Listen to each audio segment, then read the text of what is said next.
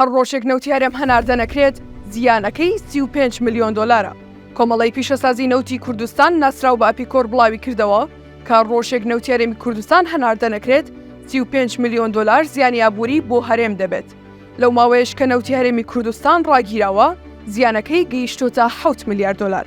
کۆمەڵی پیشەسازی نەوتی کوردستان ناسراو بە ئەپیکۆر دەڵێت ئەمڕۆ 11 200 ڕۆژ بەسەر وەستاندنی هەناردەکردنەوەی نەوتی هەرێمی کوردستاندا تێدەبڕێت. لە ماوەی 200 ڕۆژدا زیانی هەناردەکردنەوەی نەوتی هەرێمی کوردستان بە حکوومەتی عێراق و حکوومەتی هەرێمی کوردستان و کۆمپانیا بەرهەمهێنەرەکانی نەوت بۆ 7 میلیارد دۆلار بەرز بۆتەوە.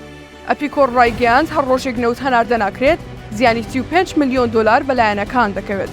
هەروەها کۆمەڵەکە ڕایگەیاند لەو کاتێک کە لە ڕۆژی 4 مانگە تورکیا ئامادەی خۆی بۆ هەناردەکردنەوەی نەوت ڕاگەیاندووە، عێراق بە پێی گرێبەستی بۆڕی تورکیا بۆ عێراق ڕۆژانە نزیکەی 1 ملیۆن سزای پابەندبوونی دارایی دەکەوێتە سەر لەبەرەوەی ئامادەنیە نەوتەکەی لە ڕێی ئەو بۆریەوە بگوازێتەوە.